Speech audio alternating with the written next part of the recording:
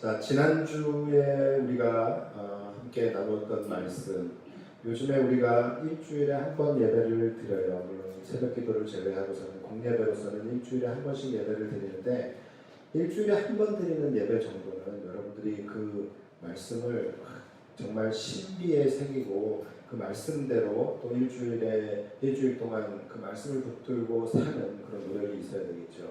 그래서 아마 여러분들이 지난주에 우리가 함께 나누었던 그 말씀을 다 기억하고 계신 것으로 알고 있는데, 그렇죠? 예, 얼굴을 보니 그럴 리가요 라는 표정이신데, 제가 지난주뿐만이 아니라 요즘 계속해서 하나님의 말씀을 선포하면서 강조하고 있는 말씀의 주제가 있습니다. 그게 뭐냐면은 바로 간단한 하나님과 우리와의 가장 중요한 언약이에요. 우리는 하나님의 백성이 되고 하나님은 우리의 하나님이 되시는 거예요. 이게 굉장히 중요한 언약이고, 또 실제적으로 나는 하나님의 백성이 되고 하나님의 소유가 되고 또 하나님은 나의 하나님이 되는 그러한 삶을 사는 인생이 가장 복된 인생인 것입니다. 그리고 이러한 하나님과 우리와의 이 귀한 언약, 이 언약의 관계 속에서 가장 핵심이 되는, 그 중에서도 가장 핵심이 되는 것이 뭐냐면 바로 하나님의 주권입니다. 너무나도 중요한 거예요. 하나님과의 우리와의 언약 관계 속에서 가장 중요한 핵심이 되는 것은 뭐냐면 하나님의 주권이에요. 우리가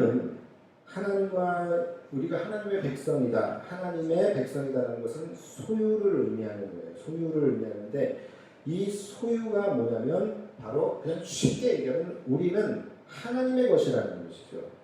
그렇기 때문에 하나님이 우리의 주인이시고 하나님이 우리의 주권을 가지고 계시다는 거예요. 그래서 우리의 삶, 우리의 인생도 하나님께서 우리의 인생의 주권을 가지고 그분의 섭리와 그분의 공의를 통하여서 이제 이루어 가시는 거예요. 통치하신다는 거예요. 자, 그런데 우리가 하나님께서 이 땅을, 하나님이 창조하신 이 세상을 하나님께서 하나님의 공의로 통치하시고 다스리신다라는 것에 대해서는 이견이 없어요. 여러분들도 그거를 믿으시죠? 그렇죠? 예. 자, 그런데 하나님이 그분의 공의로 이 세상을 다스리시고 통치하신다라는 이 말에 대해서 조금 오해를 하고 계시는 성도들이 생각보다 많이 있습니다. 특히 하나님이 이 세상을 정의와 공의로 다스리신다라는 것에 대한 이 공의와 정의라는 개념, 여기에 대한 오해를 많이 하세요. 성경에도 보면은 이 단어들이 많이 나와요. 공의라는 말, 또 정의라는 말, 그리고 그냥 다 빼고 의라는 단어들이 많이 나오고 있어요. 그런데 이 세 가지의 단어가 굉장히 비슷하고 같은 의미의 말들인 것 같지만, 이게 조금씩 이 단어들이 가지고 있는 뉘앙스들이 조금씩 차이가 있습니다. 그리고 또 같은 단어라 할지라도 이 말이 쓰여지는 용례에 따라서 또 다른 그런 이미지를 가지고 있기도 해요. 그래서 실제적으로 원어 성경을 봐도, 히브리어 원어 성경을 보면은 이 공의와 정의와 의라는 것에 대해서 ጼ다카 또는 미슈파트, 이렇게 다른 단어로서 단어의 의미들을 구분을 하고 있습니다. 그리고 이 원어가 또 해석이 될 때, 영어로 해석이 되어질 때도 righteousness와 justice, 이런 두 단어로 또 나뉘어져서 거기에 맞는 또 해석을 하고 있습니다. 그래서 이것이 진짜로 의미하고 있는 진정한 의미가 무엇인지에 대해서는 오늘 여러분들과 그 부분에 대해서는 설명하기에는 너무 시간도 많이 걸리고 또 좀 불가능합니다. 왜냐하면 아직 저도 잘 몰라요. 그래서 이 부분은 이제 일단은 논외로 하고, 오늘은 우리가 하나님의 공의라는 말을 많이 들어요. 그런데 이 하나님의 공의라는 말을 들었을 때에 우리가 통상적으로 떠오르는 그 공의의 개념, 그 개념 안에서만 제가 여러분들과 말씀을 나눠보려고 합니다. 자, 우리가 보통 생각하는 정의 또는 공의로움 이런 것이 뭡니까? 인간이 마땅히 지켜야 하고 또 인간이 마땅히 추구해야 할 가치, 이것을 우리가 정의라고 이야기해요. 그리고 이 정의를 실제적으로 지키고 실현해 나가는 것, 이런 것들을 공의 이렇게 우리가 생각을 합니다. 그리고 그 정의라는 것, 우리가 인간이기 때문에 인간으로서 마땅히 우리가 추구하고 지켜야 할 그 가치들이 뭐냐면 대부분 보통은 인본주의적 관점에서 생각을 합니다. 그래서 뭐 인간의 존엄이라든지 또는 인권 또는 정직함, 신용, 성실함, 도덕성, 또 윤리성 이러한 것들이죠. 이러한 것들이 정의이고 이 정의를 지키고 세우는 것, 정의를 실현하는 것, 정의를 구현한다고 우리 파출소나 이런 데 가면 정의 사회 구현 이렇게 하잖아요. 그래서 우리가 정의라는 것을 떠올렸을 때에 생각나는 사자성어는 뭐냐면 권선징악이에요. 그렇죠? 정의를 이루는 거예요. 자, 그래서 하나님이 공의롭게 이 세상을 통치하신다라는 것에 대해서 하나님이 이 땅에 정의를 실현하신다는 거예요. 우리가 아까 말씀드렸던 그러한 가치들이 있죠. 정직과 또 인권, 또 정직, 도덕성, 윤리성 이러한 것들, 이러한 가치들을 토대로 하나님이 이 세상을 다스리시고 통치해 나가시는 거예요. 그래서 이 땅에 그러한 정의가 살아나고 인간이 인간답게 살 수 있는 그러한 이 세상을 하나님께서 만들어 가시는 것, 이것을 하나님의 공의로운 통치이다, 이렇게 우리는 생각을 합니다. 자, 그런데 이 하나님의 공의라는 것은 사실은 오해입니다. 하나님의 공의는 이러한 제가 지금 말씀드렸던 이러한 정의를 모든 인간들이 인간답게 이 세상에서 인간답게 살아갈 수 있는 그 세상을 이룩하는 것이라는 것에 그 초점과 뿌리가 있지 않다라는 거예요. 즉 인간이 생각하는 정의와 하나님이 생각하는 정의는 다릅니다. 인간이 생각하는 세상적 관점에서의 공의와 하나님이 생각하는 하나님의 관점에서의 공의는 그 뿌리부터 시작해서 그 결과까지가 다르다는 거예요. 차이가 있다는 거예요. 여러분들이 이해가 안 가실 수도 있어요. 지금 앞에서 말하는 사람의 말도 지금 이해가 잘 안 가는데 여기저기서 음악 소리가 들리니까 또 이해가 안 가실 텐데 쉽게 설명을 해드리자면, 예를 들어서 하나의 가치를 우리가 예를 들어서 이야기할게요. 정직이라는 가치가 있어요. 자, 정직이라는 것은 인간이라면 반드시 우리가 실현해야 할 가치예요. 그렇죠? 자, 그런데 이 정직이라는 것이 이 세상의 정의를 이루기 위해서 반드시 이루어야 할, 지켜져야 할 보편적 가치라고 한다면, 이 세상이 추구하는 세상적 정의로서의 정직이라는 것은 두 가지의 목적을 가지고 있어요. 한 가지는 뭐냐면 우리가 함께 더불어 사는 인간 사회잖아요. 그러니까 이 함께 더불어 사는 인간 사회 안에서 질서를 유지하는 데 그 목적이 있는 거예요. 만약에 사람들마다 정직하지 않아요. 계속 거짓말만 하고 사기를 치고 그래요. 이 정직이 이 부재를 이루는 그러한 사회는 어떻게 되어 있어요? 서로 속고 속이면서 서로의 신뢰가 깨어져 버리게 돼요.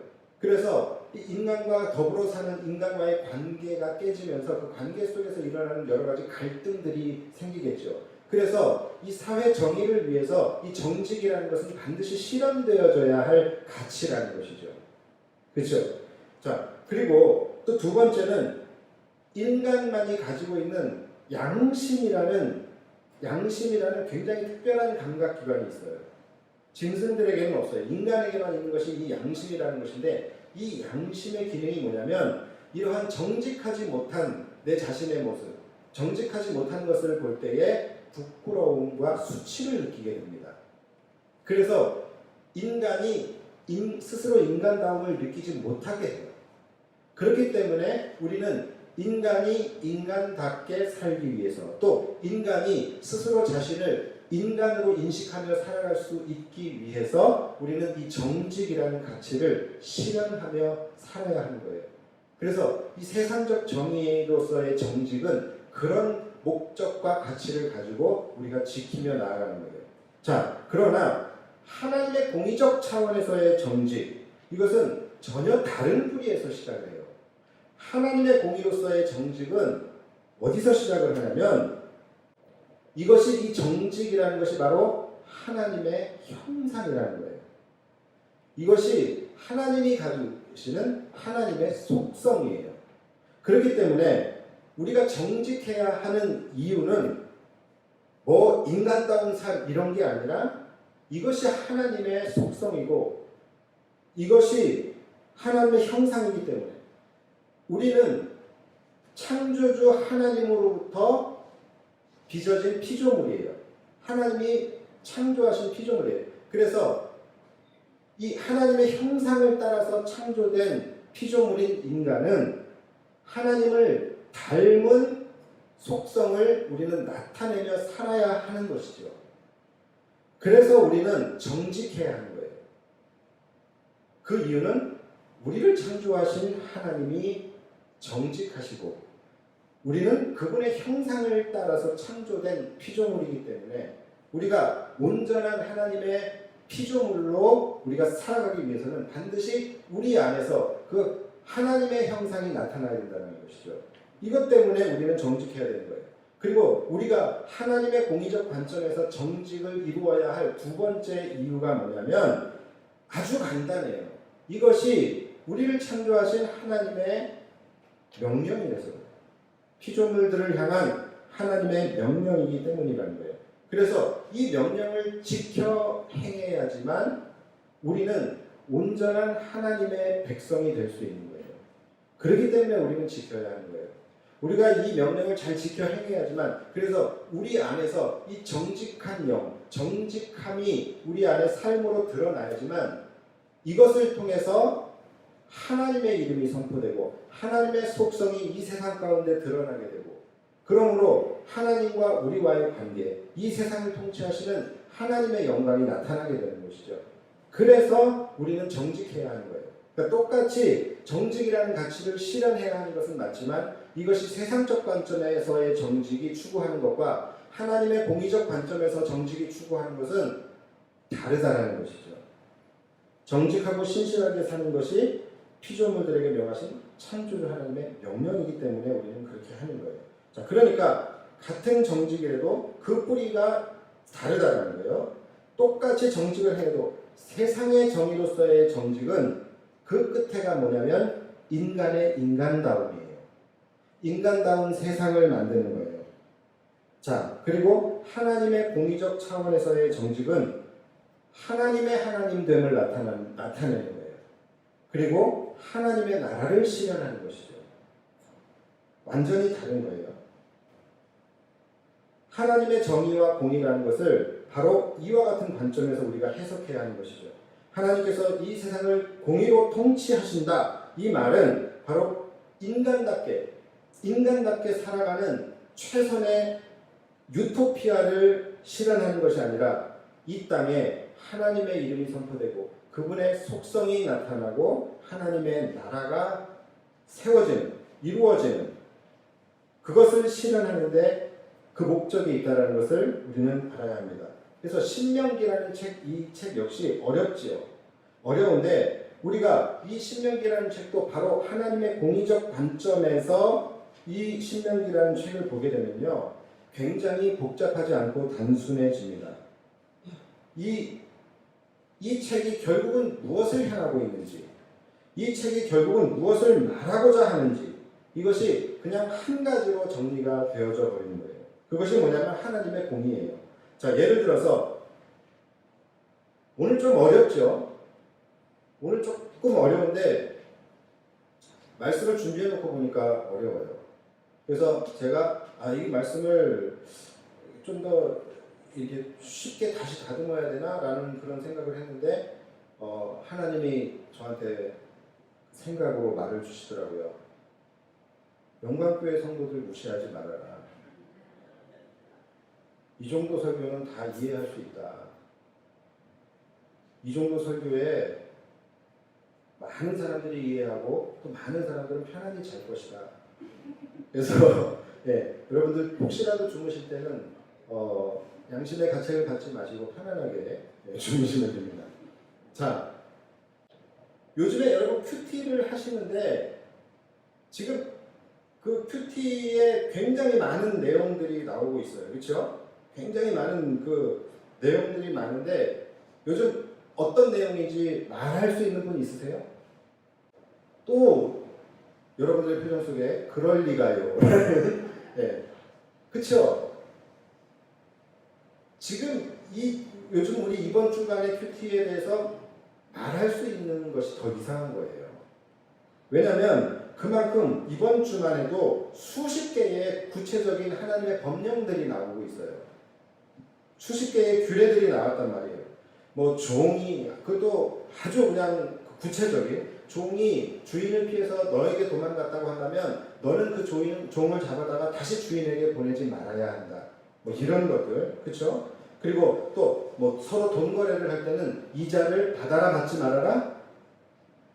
받아라 받지 말아라. 예, 여러분 이자 받으세요 안 받으세요? 예, 여러분들은 그냥 받으세요.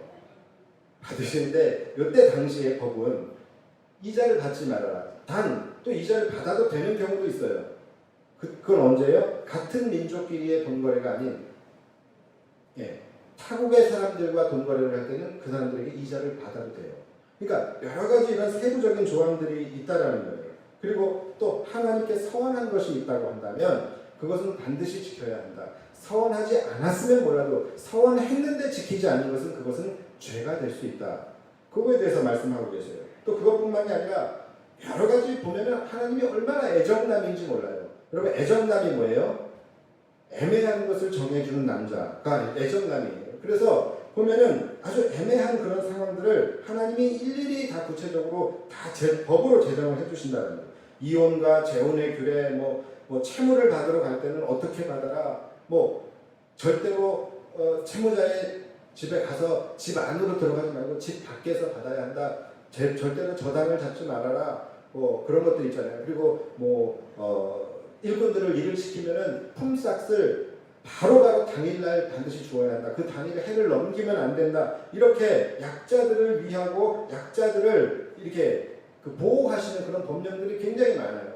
가난한 자들을 위한 법령들도 많아요. 추수를 할 때는 가난한 자들을 위해서 다 추수하지 말고 한 켠을 남겨놓아라. 그리고 또 추수를 한 것을 가지고 옮길 때에 내가 깜빡하고서 놓고 온 곡식단이 있다고 한다면 깜빡했다 할지라도 일수무퇴다. 다시 돌아가서 그것을 가져오면 안 된다. 그것은 가난한 자들을 위해서 그냥 주어라. 또 포도나무 이 과수원을 할 때 포도를 딸 때에도 그거를 그냥 막 악착같이 그냥 눈에 불을 켜고 다 따지 말고 나그네들과 이 가난한 자들과 고아와 과부들을 위해서 포도도 남겨놓으라는 거예요. 이거 약자들을 위한, 사람만 위하는 게 아니라 소까지 위하시죠. 그래서 소가 밭일을 하다가 밭일을 하다 보면은 이 풀이 있으면 먹고 싶잖아요. 먹을 수 있잖아요. 근데 그 풀을 먹고 있다고서 인간이 어떻게 해요? 일할 놈이 어디서 먹고 있어 그러면서 입에다가 망을 씌워버려요. 그거 하지 말라는 거예요. 소가 풀을 뜯어 먹고 있으면 먹게 내버려둬라. 거기다 망을 씌우지 말아라. 뭐 이런 아주 구체적인 그런 법령들을 말씀을 하셔요. 사람들과의 시비가 생겼을 때도 공정하게 재판을 하되 이 사람의 죄가 인정되면 곤장을 때리는데 아무리 나쁜 놈이라도 할지라도 40대를 넘기면 안 된다. 이 아예 대수까지 딱 정해지잖아요. 40대 넘으면 안 된다. 왜요? 40대 넘으면 죽을 수도 있으니까. 40대를 절대 넘기지 말아라. 그리고 아버지가 지은 죄를 아들이 연대적으로 그 죄를 감당하거나 아들이 지은 죄를 아버지가 그 죄를 감당하는 그런 연좌제 절대로 인정할 수 없다. 뭐 이렇게 그 외에도 많은 법들이 나옵니다. 이걸 또 어떤 신실하신 분들은 이 법들을 하나하나 형광펜으로 그려가면서 외우고 있어요. 이거는 신실한 게 아니라 굉장히 신기한 행동이에요. 그거 외워서 뭐예요? 그걸 외울 필요가 없어요. 이것은 우리가 사실은 이 법에 대해서는 우리가 이 신명기에 나오는 법은 알 필요도 없고 외울 필요는 더더욱 없어요. 내 나라 법도 모르는데 뭐 하려고 이 법을 외웁니까? 그러니까 우리는 이 복잡한 규례들을 보면서 뭐를 해야 되냐면 이 복잡한 규례들 속에서 하나님이 말씀하시고자 하는 하나님의 초점이 있다는 거예요. 이 초점이 무엇인지를 단순하고 간단하게 정리를 하면서 이 신명기를 읽으면 되는 거예요. 자, 제가 정리를 해드릴게요. 이 수많은 복잡하고 수많은 법들을 한번 쫙 읽어보세요. 이거를 가만히 살펴보면요, 하나님의 초점이 어디로 집중되어지는지를 알 수 있습니다.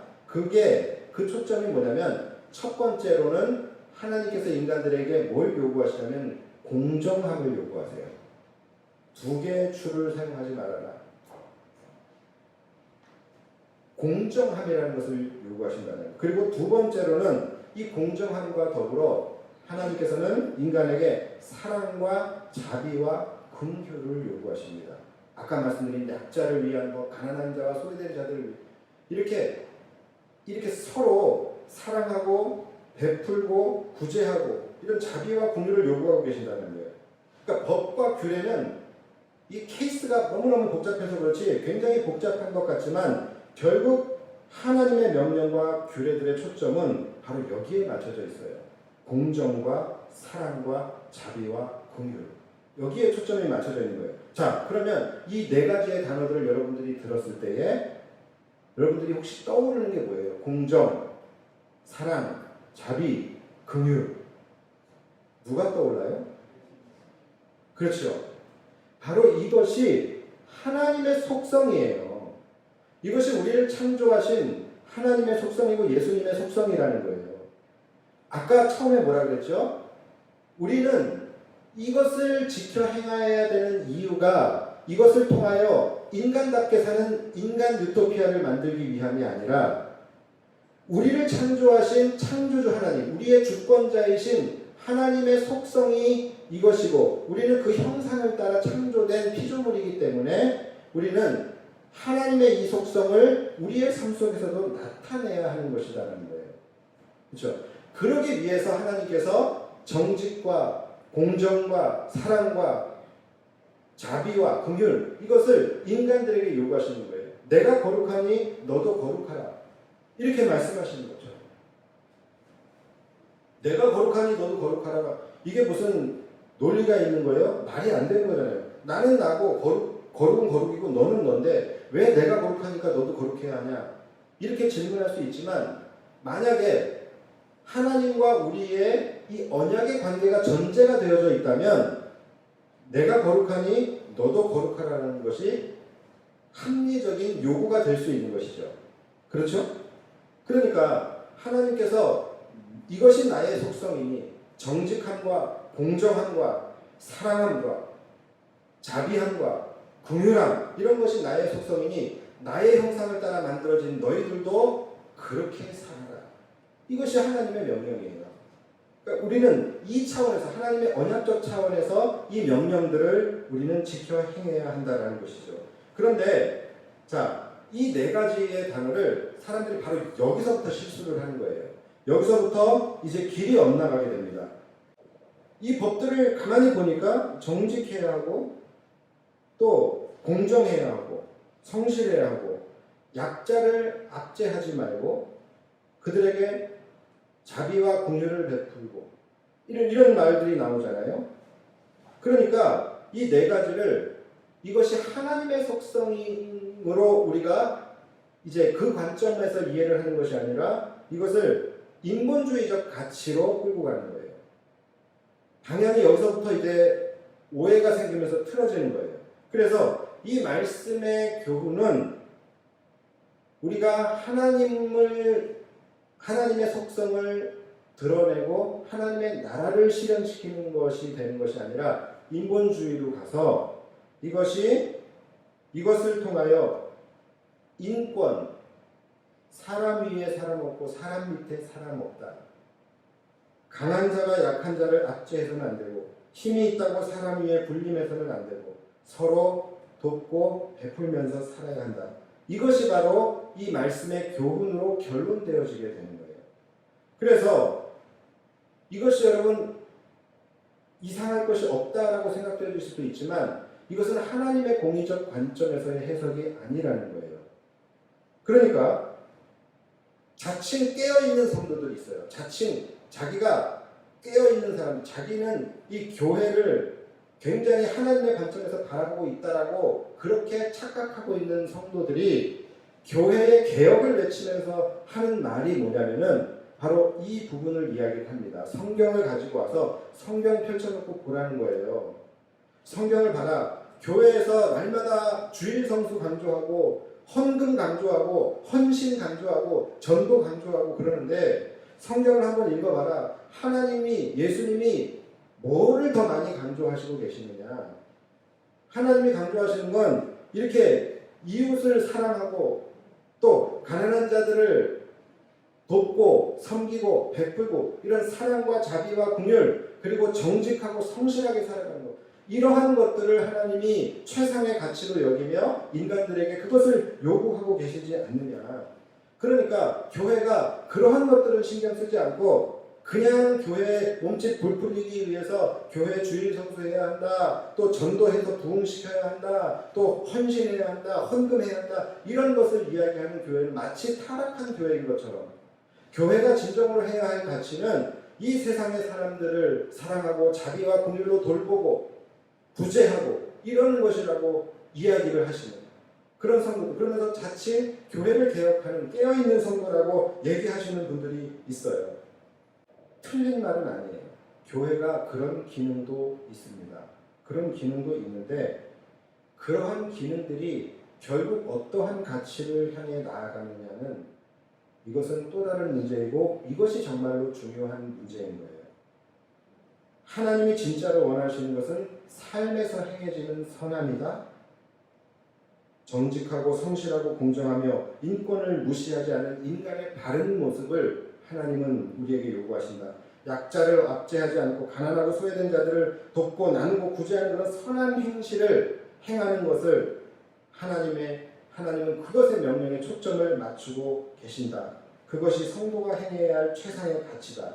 아마 지금 이곳에 계신 여러분들 중에서도 그렇게 생각하고 계시는 분들이 꽤 있으실 거예요. 맞아. 그게 기독교지. 그게 진정한 기독교지. 기독교는 사랑이잖아요. 맞습니다. 지금 말씀드린 것들이 하나님께서 우리에게 명령하신 요구들이 맞아요. 그런데 명령은 맞지만 그러한 것들을 요구하심으로 인해서 하나님께서 결국에 이루시고자 하는 궁극적인 목적과 그것을 통해서 나타내시고자 하는 하나님의 공의의 초점은 다른 거예요. 전혀 다른 거예요. 하나님이 신명기에서 정해주시는 법들이 다 하나같이 인간을 위한 법들이에요. 그리고 가난한 자, 약자들을 보호하는 그런 규정인 것, 그런 규례인 것들은 맞지만 그것들이 지켜짐으로 인해서 이 세상이 인간답게 살 수 있는 정말로 인간다운 세상, 이것을 하나님께서 목적으로 하시는 것이 아니라 그것을 통하여 인간의 인간됨이 아니라 하나님의 하나님됨이 선포되는 하나님의 나라를 실현하시고자 하는 것이 하나님의 목적과 초점이라는 것이죠. 이것을 우리는 절대로 간과해서는 안 되는 거예요. 다시 한번 말씀드립니다. 하나님께서 인간에게 요구하시는 그 법령들의 초점은 그 법들이 지켜짐을 통하여 아름답고 정의로운 인간 세상, 사람답게 살만한 세상, 요즘 말하는 사람이 먼저인 세상, 이것을 실현하는 것이 목적이 아니라는 거예요.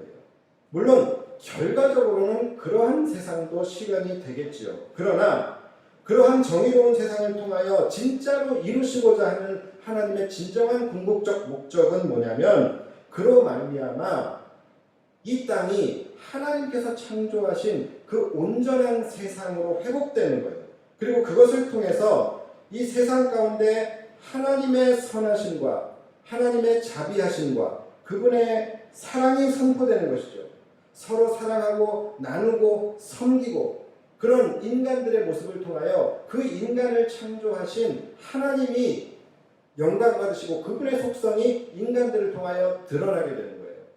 내가 남들을 돕는 그런 속성을 가지고 있어요. 그런데 내 자식이 이 속성을 그대로 닮아서 그 자식의 삶 속에서도 남들을 돕는 삶을 살아요. 그러면 여러분 그것을 통해서 물론 이 사람의 행위를 통해서 주변이 정말로 인간다운 그런 생활이 되어질 수도 있겠죠. 그러나 그보다 더 중요한 것은 그것을 통하여서 나와 내 자식, 내가 가지고 있는 그 속성이 이 자녀의 속성을 통하여 드러남을 통하여 영광이 되어지는 거예요. 하나님이 원하시는 것은 바로 그것이에요. 인간을 통하여 하나님의 그 법들이 지켜짐을 통하여 이 세상은 인간다운 세상이 되겠지만 사실은 그것보다 더 중요한 궁극적 목적은 이것을 통하여 하나님의 속성이 이 땅 가운데 나타나고 하나님이 창조하신 그 창조한 세상의 온전함이 회복되어지고 그로 말미암아 하나님이 영광 받으시고 하나님의 나라가 세워지는 것, 이것이 바로 하나님의 공의의 초점이라는 것이죠. 그러니까 여러분 기독교의 구제와 NGO 단체들 많이 있죠. 봉사단체들. NGO 단체의 구제가 다른 이유가 바로 이 부분이에요. 똑같은 섬김을 하고 봉사를 하고 구제를 해요. 그렇다 하더라도 그 행위가 결국 끝에서 추구하는 목적이 무엇이냐? 이것이 만약에 NGO 단체처럼 인간다움이 최상의 가치라고 한다면 교회와 NGO 단체는 다를 게 하나도 없는 거예요. 그러나 교회는 그렇지 않습니다. 교회가 섬김을 하고 구제를 하고 봉사를 하는 것도 마찬가지. 우리가 원하는 가장 끝의 결과는 인간의 유토피아가 아니라 하나님의 나라예요. 그것을 통하여 이 땅에 하나님의 나라가 실현되는 거예요. 그것이 우리의 목적이 되어야 되는 것이죠. 이것을 여러분 기억하십시오. 많은 성도들이 이 바로 끝을 오해하고 왜곡해서 인본주의적 가치로 이 말씀의 결론을 내려버립니다. 그러나 여러분 분명히 아셔야 될 것은 우리의 삶의 이유, 우리가 이 땅을 살아가고 이 땅에 존재하는 그 삶의 이유와 목적은 인간다운 삶을 살기 위해서가 아니라 하나님을 찬양하고 하나님을 높이고 그분을 예배하고 그분께 영광 올려드리기 위해서 우리는 이 땅에 존재하고 이 땅을 살아가고 있는 것입니다. 이것을 절대로 여러분들이 잊으시면 안 되는 거예요. 그리고 그래서 그 창조주 하나님을 드러내고 그분께 영광을 올려드리는 모든 행위들이 바로 예배인 것이에요. 그러니까 하나님의 법을 따라서 우리가 정직과 공의를 행하고 또 사랑과 구제와 자비와 긍휼을 베푸는 그러한 우리가 삶을 산다 할지라도 이것의 궁극적 목적이 하나님의 나라의 실현이라고 한다면 이 자체가 예배인 것이죠. 그리고 이것을 하는 모든 행위가 헌신인 거예요. 그러니까 교회에서 예배와 헌신을 강조하는 것은 100번을 강조해도 지당한 거예요. 나눔과 구제와 예배와 이것을 분리해서 생각하는 사람들이 그래서 교회는 구제는 하지 않고 이런 것만 한다, 예배만 드린다, 헌신만 하고 헌금만 한다 이런 이야기가 나오는 거예요. 그러므로 우리는 이 명령을 하나님의 이 명령을 따를 때도 우리가 이제 어떠한 초점을 가지고 어떠한 마음으로 해야 하느냐 이것이 굉장히 중요해요. 여러분 우리가 하나님의 명령을 따름으로 우리가 이루어야 할 것이 뭡니까? 인간의 아름다운 인간 세상이 아니라 한 가지죠. 나는 하나님의 백성이 되고 하나님은 우리의 하나님이 되는 것. 이것이 우리의 목적이에요. 이 언약적 차원, 이 언약을 이루기 위해서 우리는 하나님의 명령에 순종해야 하는 것입니다. 이것을 여러분들은 꼭 기억하셔야 됩니다. 자, 어차피 우리끼리 이야기지만 우리 모두는 죄성으로 가득한 죄인들이에요. 그렇죠? 그렇기 때문에 우리는 정직이라는 것, 사랑이라는 것, 자비와 긍휼이라는 것 이것이 여러분 우리는 온전히 그러한 마음을 품을 수도 없고 온전히 그것을 행할 수도 없는 존재들이에요. 죄와 이기심으로 가득 차 있는 우리들에게 정직해라, 사랑과 긍휼로 살아라. 이것이 여러분 노력한다고 할 수 있는 것이 아니거든요. 사랑하는 마음이 인위적으로 노력한다고 해서 생길 수 있는 것이 아니잖아요. 그렇기 때문에 이것이 하나님의 명령을 우리가 지킬 때에, 그것을 순종할 때에 우리의 마음은 내가 이것을 이해하고 이 동기를 가지고서 실현한다라는 생각이 아니라, 이것은 하나님과 이것을 지킴으로 하나님과 우리와의 언약이 유지되고 갱신되어진다라는 것, 그것에 초점을 맞추고 그것을 우리가 이루기 위해서, 지키기 위해서, 하나님의 언약을 우리가 붙들기 위해서 하나님의 이 명령과 규례들을 지켜 행한다, 순종한다 라는 마음으로 우리는 이 하나님의 명령을 순종해야 하는 것이죠. 그러니까 나는 하나님의 온전한 백성이 되고 하나님은 나의 하나님이 되어주신다는 그 언약을 바라보며 우리는 이 말씀을 순종해야 하는 거예요. 왜 이 법들이 생겼고, 신명기도 한번 여러분들이 보세요. 신명기를 보시면 수많은 법들이 나오지만 하나님께서 왜 이 법령들이 생겼고, 왜 이 법들이 필요하며, 왜 이 법들을 너희들이 지켜야 하는지, 그리고 이 법들을 너희들이 지켰을 때 너희들 세상에 이루어지게 될 유익이 무엇인지, 이런 것에 대한 동기와 의미, 이런 것들을 하나님은 한 번도 설명하신 적이 없어요. 이런 거 설명 안 하셔요. 그리고 우리가 이것을 왜 지켜야 하는지에 대해서 설득하지도 않으세요. 그냥 일방적으로 이럴 땐 이렇게 해라, 저럴 땐 저렇게 해라 하면서 일방적으로 하나님이 정하시고 지키라고 명령을 하세요. 굉장히 독재적이에요.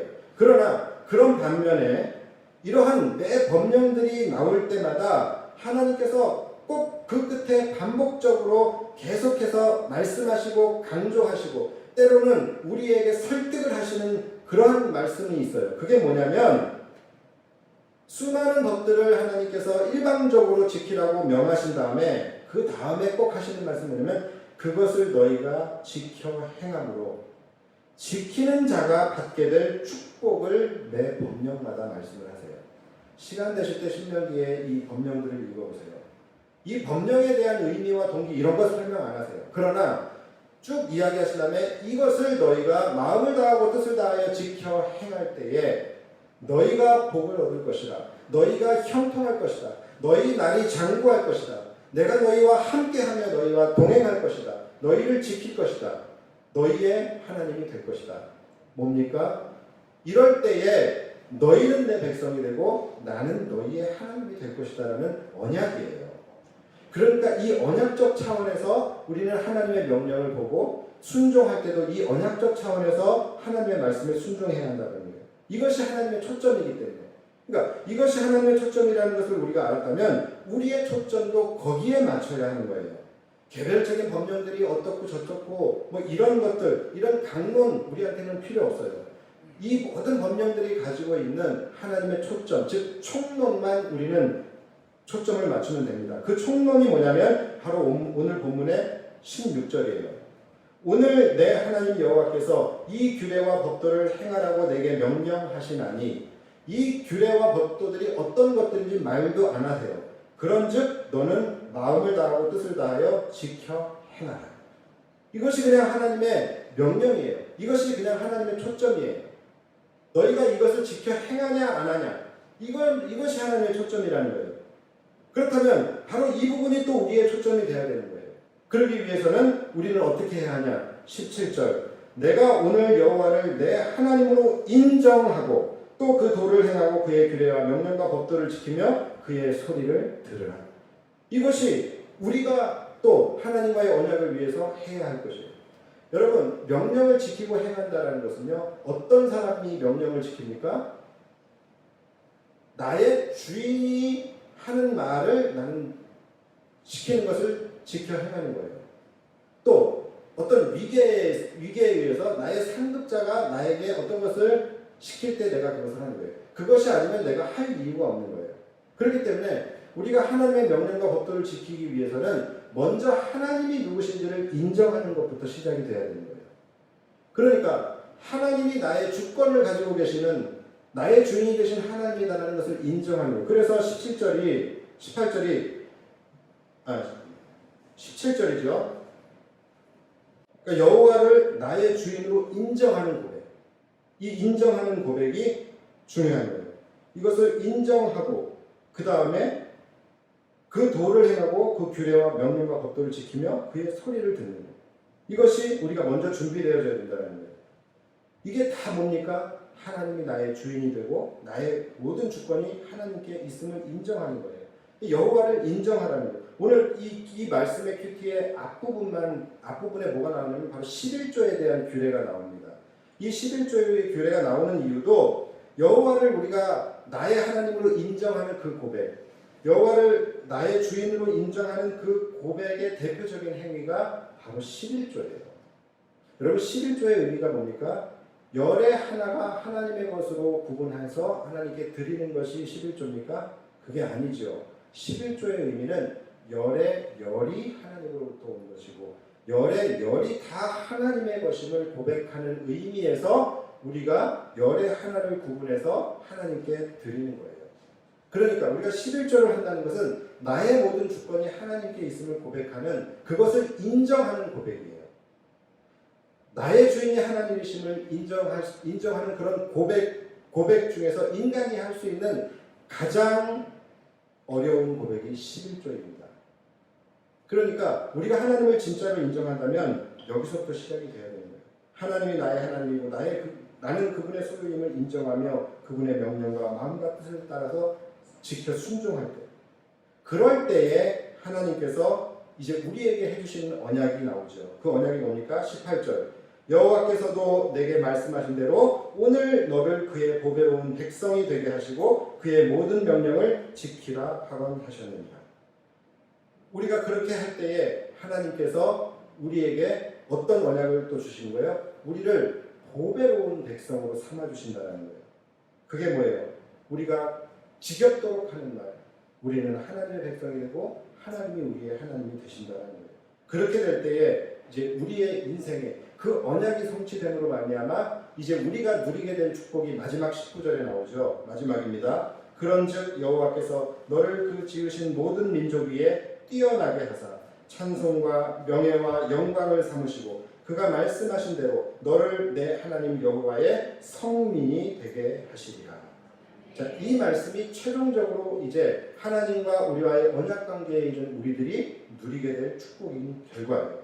우리가 하나님의 주권을 내어드리고 우리가 그분의 소유가 된다는 것, 그리고 그분의 명령을 우리가 지켜 행한다는 것이 굉장히 어렵고 힘들고 하기 싫을 때도 많아요. 그리고 굉장히 불편합니다. 내가 많이 손해를 봐야 하고 또 내가 정말로 종처럼 낮아지는 그러한 삶을 살아야 되는 것에 대해서 굉장히 불편할 수 있어요. 그런데 실제로는 그렇게 할 때에 오히려 우리는 높아지게 된다는 거예요. 그럴 때에 하나님이 어떻게 하신다고요? 우리를 모든 민족 위에 뛰어나게 하신다. 뛰어나게 높여주신다라고 약속을 하세요. 그리고 칭찬과 명예와 영광을 얻게 하신다라고 말씀을 하세요. 여러분, 우리가 살면서 부단히 노력하는 게 바로 이거 아닙니까? 잘 사는 거, 높아지는 거, 칭찬과 명예와 영광을 얻는 삶을 사는 것. 이것 때문에 우리가 그렇게 부단히 노력하잖아요. 그런데 그게 우리 뜻대로 돼요? 되지 않잖아요. 결국은 하나님이 높여주셔야 높아지는 것이고 하나님이 우리를 인정해 주셔야 우리가 세상 사람들에게 칭찬과 명예와 존귀와 영광을 얻을 수 있게 되는 것이죠. 그러기 위해서는 우리가 하나님의 명령과 법도를 마음과 뜻을 다하여 잘 지켜 행함으로 말미암아 우리가 온전한 하나님의 백성이 되어야 된다는 거예요. 어렵지만 이해하셨죠? 예. 그러기 위해서 우리가 할 수 있는 것은 한 가지, 하나님을 인정합니다. 하나님을 인정하고 마음과 뜻을 다하여 그분의 말씀을 지켜 순종하는 것입니다. 이 놀라운 언약을 통하여 부어지는 이 은혜가 여러분들의 삶 속에 날마다 가득하시기를 주님의 이름으로 축원합니다. 기도하겠습니다.